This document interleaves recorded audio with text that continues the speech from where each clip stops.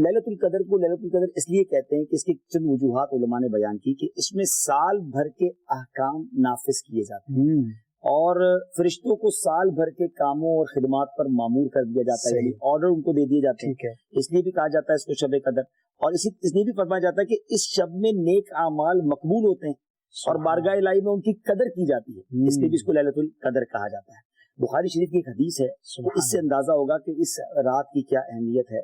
نبی پاک علیہ الصلوۃ والسلام نے فرمایا جس نے لیلۃ القدر میں ایمان اور اخلاص کے ساتھ قیام کیا، یعنی نماز پڑھی، تو اس کے گزشتہ گناہ معاف کر دیے۔ واہ سبحان تو اللہ۔ یہ ایک تو اس رات کی فضیلت کے بارے میں یہ حدیث پاک ہے، اور یہ رات کتنی زیادہ اہمیت کی حامل ہے کہ یہ 1000 مہینوں سے زیادہ افضل رات، 1000 مہینوں سے۔ اب اس کو اگر کیلکولیٹ کریں نا تو یہ 83 years and 4 months، یعنی تقریباً 83.5 سال کی عبادت سے افضل یہ ایک رات کی عبادت کر لی جائے اور اللہ قبول کر لے تو 1000 مہینوں سے زیادہ ثواب ملتا ہے۔ اور یہ میں نہیں کہہ رہا، سبحان اللہ، یہ قرآن پاک میں اب اس رات کی اہمیت دیکھیں کہ صرف اس ایک رات کی اہمیت بیان کرنے کے لیے قرآن پاک کی پوری سورت سورہ قدر نازل کی۔ سبحان اللہ، ایک لفظ بھی ہوتا تو بہت تھا، لیکن پوری سورت سورہ قدر کے نام سے نازل کی گئی، اور اس سورت کے معنی تو پڑھیں ایمان تازہ ہو جاتا ہے، تو کیوں نہ اس کی تلاوت سن لیں اور ترجمہ بھی سن لیتے ہیں۔ آئیے ناظرین غور سے اس کی تلاوت سنتے ہیں اور ترجمہ سنتے ہیں۔ بسم اللہ الرحمن الرحیم، انا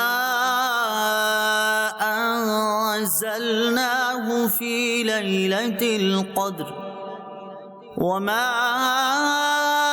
ادراک ما لیلۃ القدر لیلۃ القدر خیر من 1000 شہر تنزل الملائکۃ والروح فیہا بإذن ربہم من کل امر سلام ہی حتی مطلع الفجر صدق اللہ العظیم۔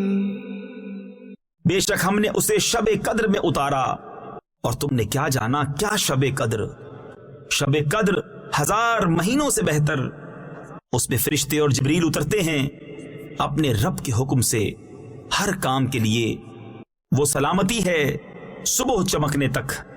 سبحان اللہ، سبحان اللہ۔ آپ نے سنا کہ یہ رات صبح تک سلامتی والی ہے، فرشتوں کا نزول کا ذکر ہوا، قرآن کے نازل ہونے کا ذکر ہوا، اور سبحان اللہ اس کے بارے میں نبی پاک علیہ الصلوۃ والسلام کی احادیث سے یہ مضمون ملتا ہے، روایتوں سے مضمون ملتا ہے کہ سیدنا جبریل امین اور فرشتے نازل ہوتے ہیں اور عبادت کرنے والوں سے مصافحہ کرتے ہیں، جو اس رات عبادت کر رہے ہوتے ہیں ان سے فرشتے ہاتھ ملاتے ہیں، اور اس مبارک شب کا ہر ایک لمحہ سلامتی ہی سلامتی ہے۔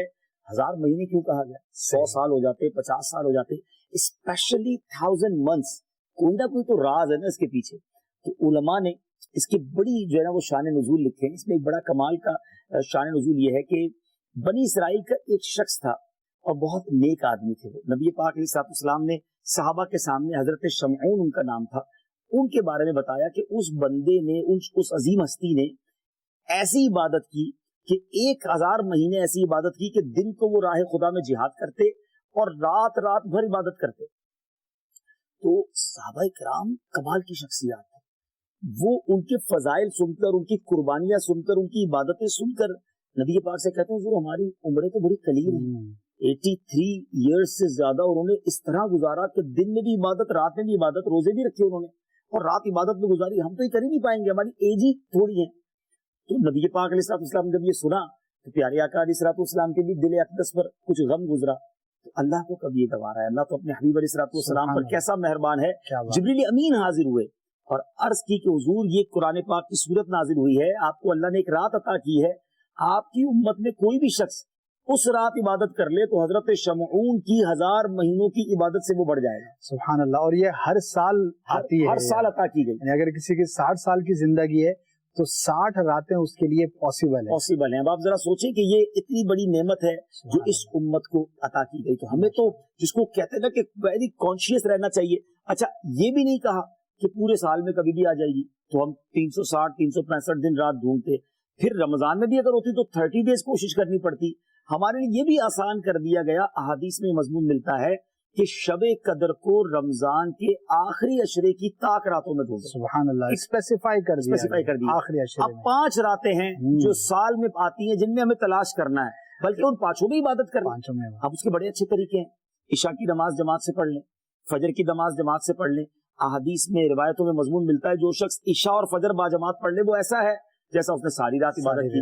ان 5 راتوں میں مزید عبادتوں کا احترام. لیکن ماشاء اللہ آپ نے بات کہی, ایک ترغیب کے لیے بہت زبردست چیز ہے کہ اگر نہیں جاگ سکتے تو کم از کم عشاء اور فجر جماعت کے ساتھ پڑھ لی جائے. لیکن دنیا بھر میں اگر ہم دیکھتے ہیں تو ماشاء اللہ اس رات کو خاص طور پر چونکہ اقوال 27ویں کے بارے میں ہے تو 27ویں شب, ورنہ تمام ہی طاق راتیں بڑے زور شور سے جو ہے وہ منائی جاتی ہے اور بڑی ایک سیلیبریشن ہوتی ہے. بہت زیادہ مسلمان جمع ہوتے ہیں, علماء بیانات کرتے ہیں قرآن کے موضوع پر. ضرور طاق راتوں کو جو ہے عبادت میں ہی گزارنا چاہیے.